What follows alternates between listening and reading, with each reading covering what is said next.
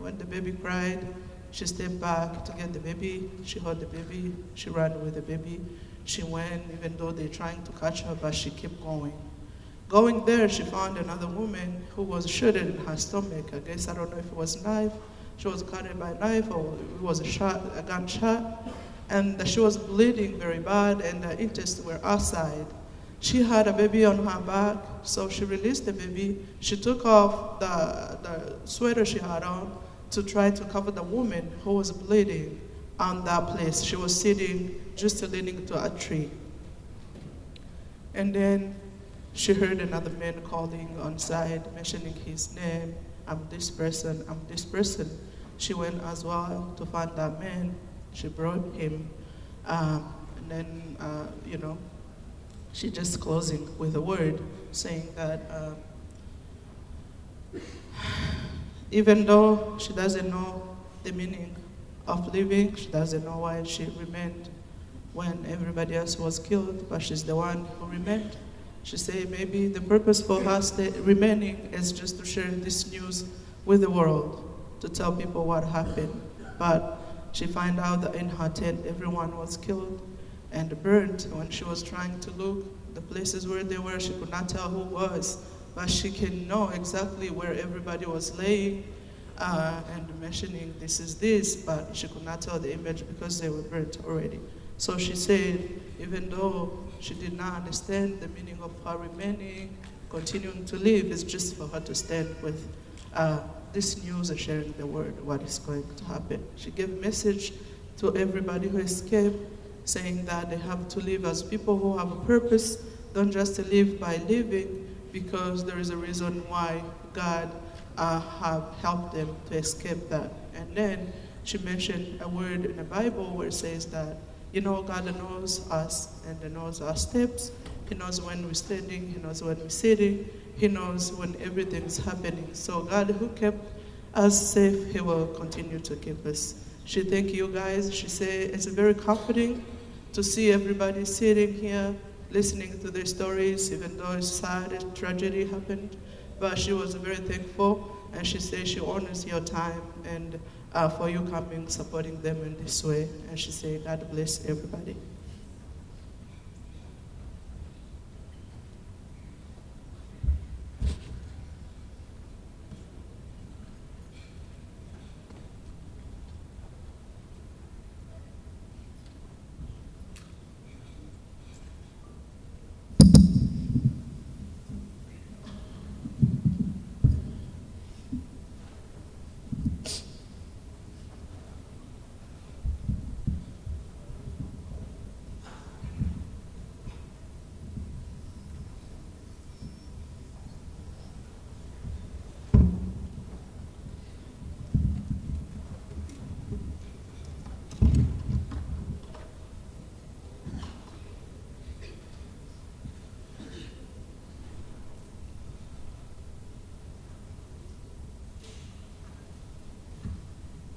Hello, and thank you so much for being with us.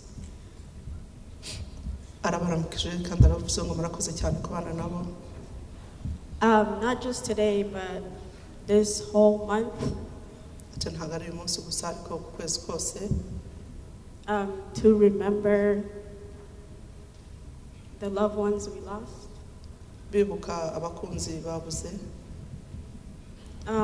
As a survivor myself, this means a lot. To see not just our community, but everybody.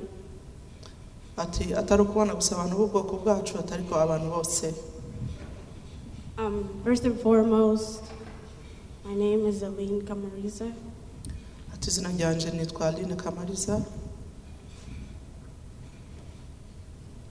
And as I mentioned before, I'm also a survivor. During the night of the genocide, I was only 5 years old.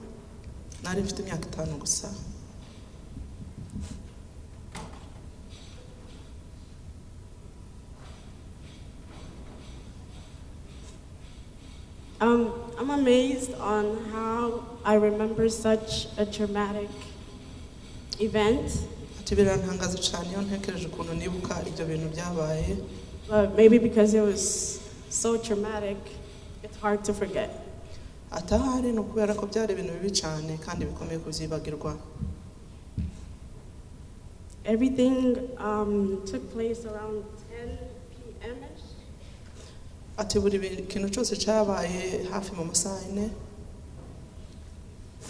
During that night, I never really remember what happened before the attack.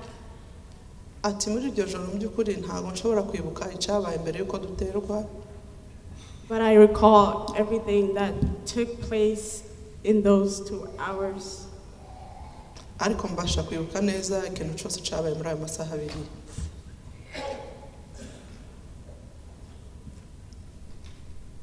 At the time, we were living in small tents. icyo gihe twari dutuye mu ishitingi ntoya. And some people had more than one family in a tent. ati hari abantu bari bafite umuryango urenze umwe muri shitingi. That night, I don't recall what we were talking about, but I remember we were just talking about some stuff in our tent. ati sinibuka neza icyo twariho tuvugaho atariko ndibuka ko twariho tuvugana gusa mu nkambi yacu se cyangwa muri shitingi yacu. When it got a little late, noneho bwijeho gato. I was in that tent with my mom, my dad, my brother, me, and my grandma. icyo gihe nari ndi kumwe na papa na mama na musaza wanjye ndetse na kaka. That night, my brother ended up going with my grandma to go sleep in another tent. noneho musaza wanjye yajyana na kaka kuryama mu yindi shitingi. And he left us for that night. baradusiga muri iryo joro. So in that tent, it was just me, my mom, and my dad. noneho nsigarana na papa na mama.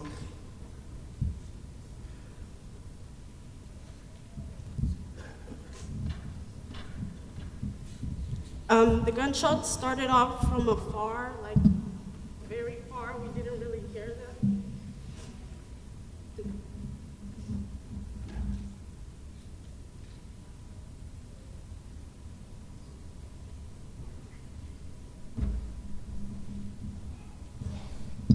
I'm sorry, she wanted me to interpret for her.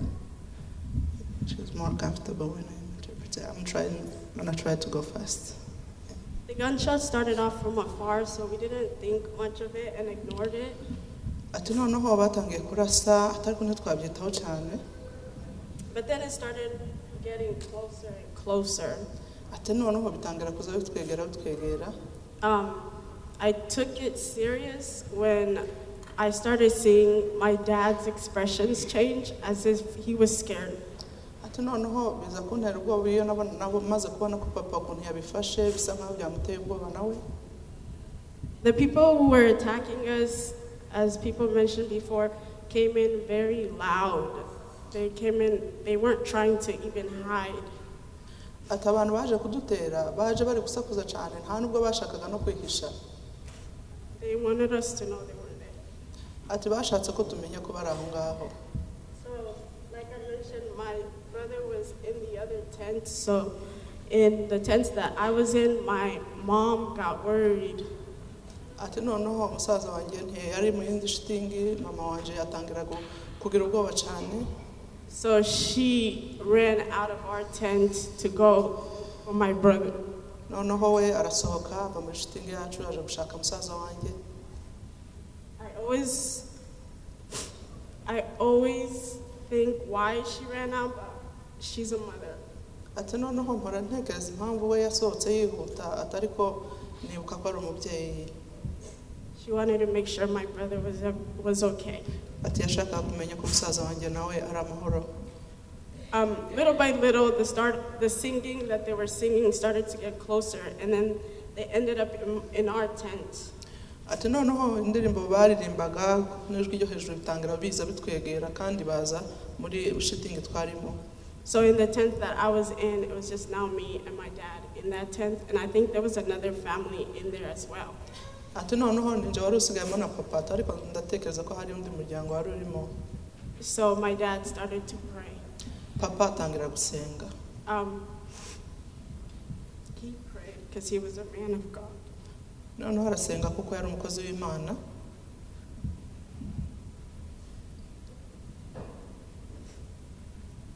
While he was praying, two people came in. Igihe yasengaga abantu babiri baraza. They didn't really say much to us. They just right away just started firing gunshots everywhere. Nta nubwo batuvugishije bahise batangira kurasa ahantu hose. They shot all around, but in a situation like that, you don't really think of much. You just freeze. Ati noneho baratangira bararasa ati mu gihe nk'icyo ngicyo nta gutekereza ujya wumva wabaye nk'igiti. My dad was sort of shielding me, like covering me, sitting down. Noneho papa atangira nko kumfata ashaka nko kumpisha. They ended up shooting him, I think 3 to like 4 times.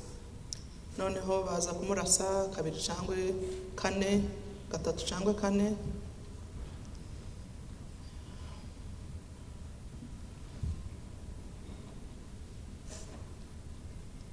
He didn't take much. He didn't take long to die. Ati ntabwo byamufashe umwanya muremure kwitaba.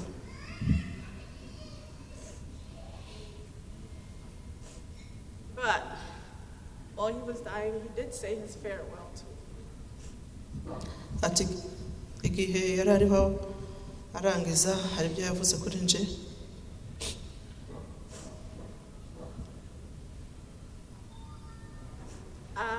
I got shot on my right leg. Ati njyewe bandashe mu kuguru kw'iburyo. Somehow the bullets that were shooting my dad somehow ended up on my right thigh. Ati noneho rusasu bari barashe papa ruza kumfata ku kibero cy'iburyo. When they got done shooting, igihe noneho barashe, I'm not sure how long, but other people came in that same tent trying to attack us again. Ati noneho abandi banzi nabo biyongeraho muri iyo shitingi yacu batangira kuturasa. But I just stood there still. I wasn't moving. I wasn't saying anything. I was just in shock. Ati urumva n'ubundi nari narashwe kandi nari nanikanze cyane nta nubwo nahungaga nta n'icyo navugaga. They looked straight in my eyes and said nothing. It's like they knew I was going to die at some point. Ati barandeba mu maso ni nk'aho babonye ko nza gupfa n'ubundi ntacyo bavuze. Right away, they just started burning that tent down. Ubwo bahita batangira gutwika iyo shitingi. After I left, I sat there for a while. After they left, sorry. Bamaze kugenda noneho nsa n'uhagumyeho gato. For something in my head told me I gotta get out of there, so I got out of my shock. Noneho numva ikintu umutwe kirambwiye ati va hano noneho nza kumva nsa nk'umuntu ukangutse. It felt like I was watching myself die, and I told myself, I gotta get out. I don't know how, but I gotta get out. Ati byari bimeze nk'uko nirebaga ndiho mpfa noneho njyenyine nza kwibwira ngo ngomba kugenda nubwo ntazi uko biza kuba ariko ngomba gusohoka. The tents were burning down. Ati urumva shitingi yari iri bisha.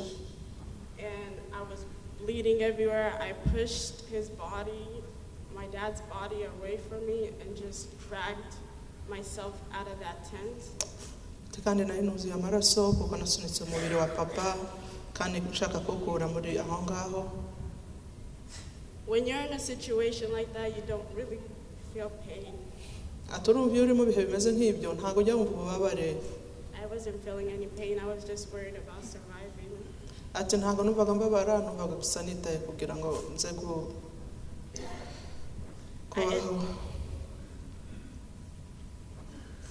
I ended up dragging myself out of that tent and dragging myself. I was not walking. I was scooting myself out of that tent. Ati noneho birangira nikuriye hanze ntabwo nabashaga kugenda ariko nari ndongera nkorora inda hasi kugira ngo mvemo. Half of my back was burned off from the fire. Ati urumva igice cy'ingendanji cyari cyahiye. And I was bleeding from the gunshot wound. ati kandi nariho mva mu gisebe barashemo. So as I was dragging myself out of there, it came to situations where I'll pretend to literally die. Ati noneho iyo nigihe nikururaga aho hantu byageze igihe numva ko nshobora gupfa. When I was pretending to die, if I feel like the people who were walking past me, they kind of believed that I was just a dead body because the conditions that I was in.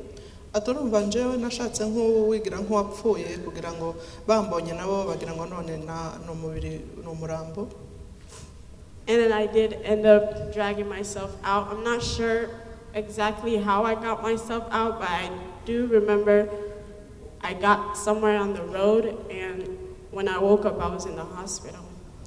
Ati noneho nza kwikurura neza ndagenda ngera ahantu sinzi n'ukuntu nahageze atariko baza kunjana mu bitaro nyuma. I ended up passing out from like all the blood that I lost. Ati kubera amaraso nari navuye menshi ndahwera mu rubwenge. In the hospital, that's when all the pain that you weren't feeling the night before all come back to you. Ngeze mu bitaro nico gihe uburibwe bwose ntigeze numva iryo joro ryose nibwo bwanjemo. I stayed in Burundi which was where the genocide was happening for like 1 week in the hospital. Ati nagumye mu Burundi nk'icumweru cyose aho nyine hari habere genocide. And then they moved me to Kenya for another 4 months. 4 months. Baza kunjana muri Kenya amezi ane. And this whole time I was in a hospital back to back getting surgery, whether it was they were doing some stuff on my back for my burns or surgery for my leg. Ati noneho bakaza kumbaga cyane ahari babaga umugongo se cyangwa bari kubaga ukuguru aho nari nararashwe nyine. I was in and out of surgery honestly until middle school, around the age of 13 when I got to America. Ati urumva nakomeje kubagwa cyane kugeza ngeze imyaka 13 ndi kurangiza ishuri ryo hagati. I have medals in my leg until today. Ati n'ubu ngubu ndacafite amatije mu mubiri wanje mu and the kuguru burn kwanje. marks. Ati n'inkovu zogusha. So this year they wanted me to talk more about life after and how life is with the loss of my parents. Tikubona ndiho mvuga kubijanye n'ubuzima. Oh, I forgot to mention, I didn't write it in here, but my mom ended up dying on her way to go look for my brother. Ati noneho nibagiye kubivuga atariko mama yapfuye igihe yaravuye kureba musaza wanje. But what life is like with the loss of my parents, and it's hard. Ati uko ubuzima bumeze nyuma yo kubura ababyeyi ati mu by'ukuri burakomeye. And it's a life Ubuzima you don't imagine until it happened. Well, it's a life I didn't imagine until it happened to me. ati n'ubuzima ntatekerezaga kugeza bimbayeho. Randomly throughout my day, when I go do anything, I'll just like get random flashbacks.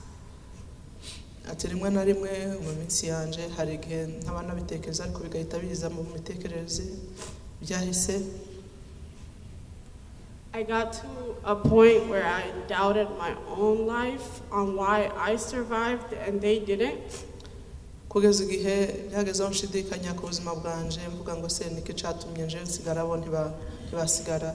And even got to a point of wishing they were here and I died that night. Noneho nkifuza ko ari bo baba bakiriho ahubwo nje narapfuye iryo joro. So that they were able to raise my brother. Kugira ngo babashe kurera musaza wanjye.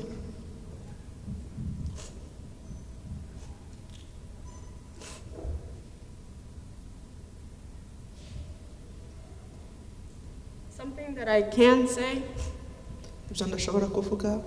it's been 20 years, but I still have memories of them. Ati ba imyaka 20 ariko ndacagira inzibutso kuri bo.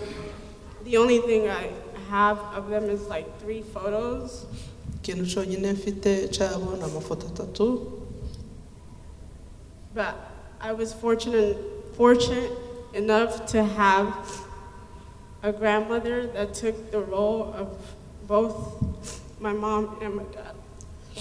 ariko nabasha kugira umugisha wo gusigarana na kaka wabasha kuba mu mwanya wa papa na mama. The trauma that we faced that night was everlasting. Ibyo twahuye nabyo muri iryo joro byabaye nk'ubuzima bwose. When I got to America, I realized how much trauma I had and what trauma was, because we don't know that in our community that much. Ati ngaze muri Amerika naje gusanga ikibazo ukuntu ari kinini kandi nsobanukirwa n'ico bita trauma icyo ari cyo kuko twebwe ibyo ntitwari tubizi. I found myself waking up in the middle of the night scared, or I was able. Oh, go ahead. Ati rimwe na rimwe nkakanguka nijoro numva mfite ubwoba. Or getting random flashbacks of the event. Cyangwa nkongera nkibuka ibyabaye iryo joro. And I was fortunate enough to get help. I did go to therapy when I got to America until I was like in high school. Ati noneho mbasha kugira amahirwe yo kubona therapist kugeza mbashe kuja muri segondere. Closing things off, I want to say that healing is possible. Ati mu gufunga amajambo ndiho mvuga ndashaka kubabwira yuko gukira birashoboka. It may not be easy, and it may not happen overnight.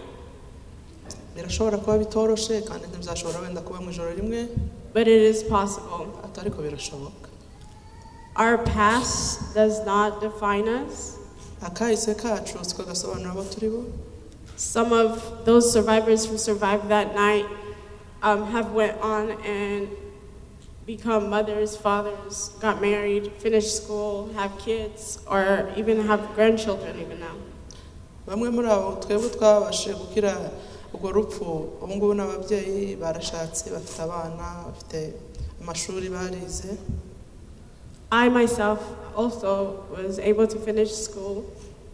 Nanje ubwanje nabashe kurangiza amashuri. I'm able to, which was hard to imagine before, walk. Ati ubu ngubu ndabasha kugenda kandi sinumvaga nabishikira koko. And I'm fortunate enough to have a good job. Ati kandi mfite umugisha wo kuba mfite n'akazi. Which is a life that I personally could not have imagined that night could happen to me. Ati ibi ni ibintu mu by'ukuri iryo joro ntashobora gutekereza ko nshobora kuzabigeraho. So, thank you. Ati ndabashimiye.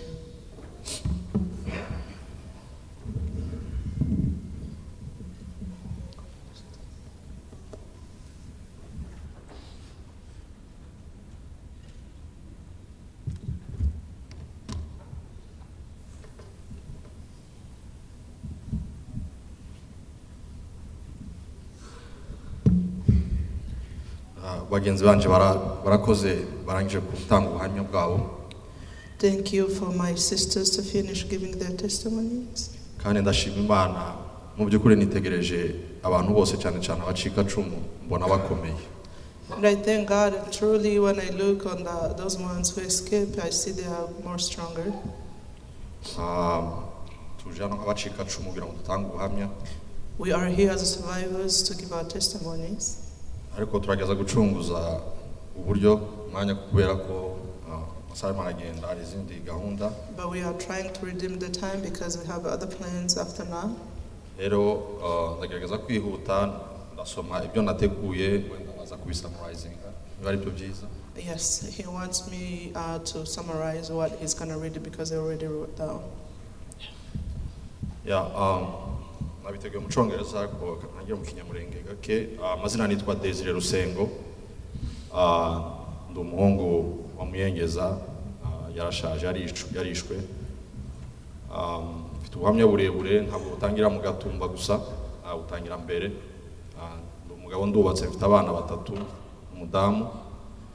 Ndetse n'umudamu wanje nawe afite ubuhamya we wenyine, kubibuka abandi banyamurenge bishwe bira bice bya Baraka 13 bari muri Ebeneza. Papa yari arimo yitwa Gifota, pasiteri. Rero kanihute ndasoma ibyo nanditse kugira ngo ducunguze mwanya. It is a privilege to speak today before you. Come before you as a survivor of the Gatumba massacre, a horrifying event that forever changed my life and the lives of many who are with us today. It's a very painful memory to revisit, but I believe it is essential to tell the stories because we honor those we lost, but we also shed light on the resilience and strength that have emerged from such a tragedy. I was asked to focus on the struggles I faced in the days and months following the genocide in Gatumba, and also to speak about some of the progress I've had and other survivors since the horrific massacre. But before, like I said, my story didn't begin in Gatumba. I was born in Kalemi and we lived in Vura. Of many of you know the story of what happened. Vura was attacked, an attack that targeted the Banyamulenge. It was then that I lost my father.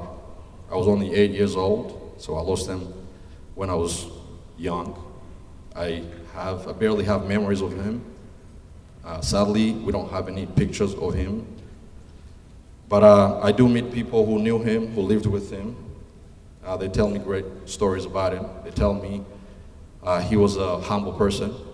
He was a man of integrity, and he was a leader in his community.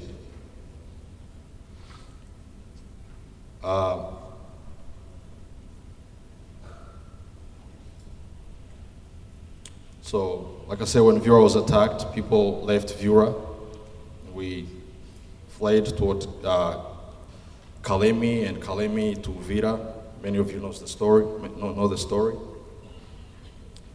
But like I said, my father died and he was killed during the struggle that liberated the many thousands of people who were locked in schools and church. Sure that the world does not forget the atrocity that occurred to Banyamulenge in Gatumba.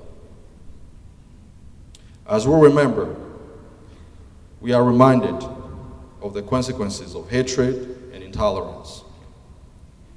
And this is a call to action for peace and justice. The journey from victim to survivor has been transformative.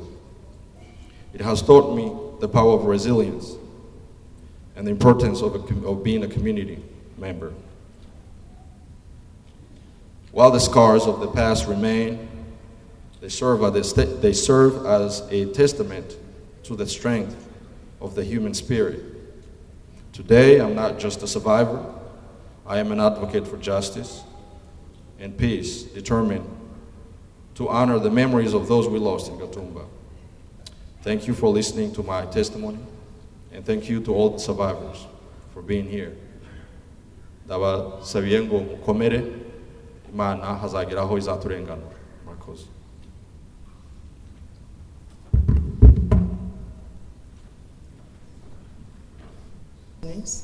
Ariko turageza gucunguza uburyo mwanya kubera ko amasaha maragenda hari izindi gahunda. But we are trying to redeem the time because we have other plans after now. Rero ndagerageza kwihuta ndasoma ibyo nateguye wenda baza kubisummarizing. Biba ari byo byiza. Yes, he wants me to summarize what he's going to read because I already wrote down.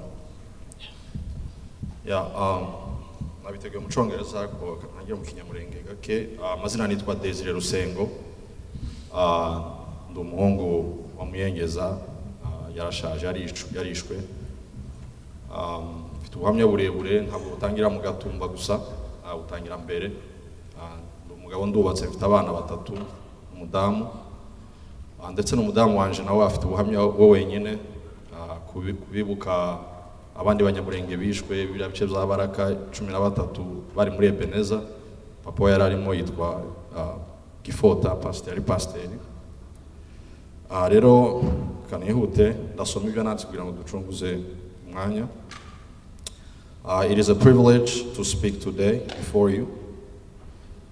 Come before you as a survivor of the Gatumba massacre, a horrifying event that forever changed my life and the lives of many who are with us today. It's a very painful memory to revisit, but I believe it is essential to tell the stories because we honor those we lost, but we also shed light on the resilience and strength that have emerged from such a tragedy. I was asked to focus on the struggles I faced in the days and months following the genocide in Gatumba, and also to speak about some of the progress I've had and other survivors since the horrific massacre. But before, like I said, my story didn't begin in Gatumba. I was born in Kalemi and we lived in Vyura. Of many of you know the story of what happened. Vyura was attacked, an attack that targeted the Banyamulenge. It was then that I lost my father. I was only 8 years old, so I lost him when I was young. I barely have memories of him. Sadly, we don't have any pictures of him. But I do meet people who knew him, who lived with him. They tell me great stories about him. They tell me he was a humble person. He was a man of integrity, and he was a leader in his community.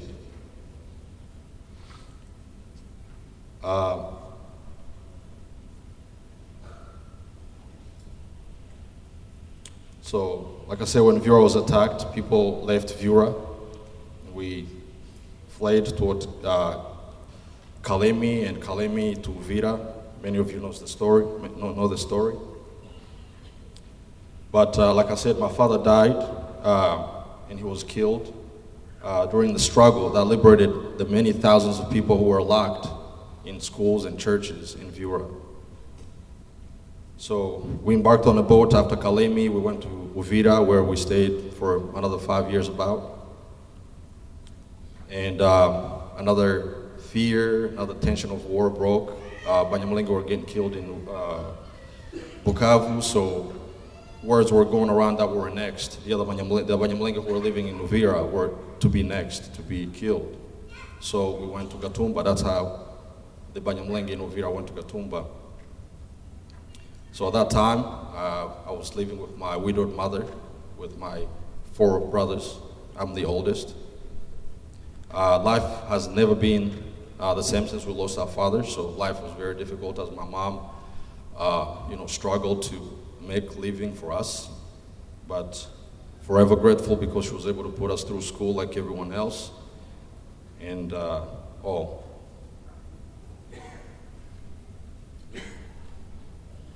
After I lost my father, I want to go back. I felt like I lost a piece of my world. That left a void that seemed to be impossible to fill. So growing up without him, especially facing some milestones without his guidance and learning to navigate life with a sense of loss, I've always had a sense of loss in the background, just knowing that I didn't have him.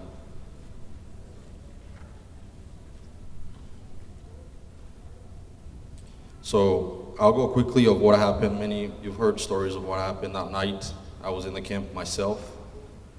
For what goes for my family, my mom, I was staying in a different tent.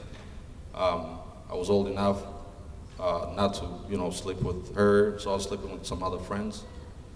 But those who were with her, that is Mama Adele Kibasumba, who's president of Mahoro Peace Association. Mama, she's my grandparent in our family. She's a grandmother, Mama Jeanne. They tell me that she was shot earlier when the shooting started, and she was screaming and she was crying. She was asking for help because she was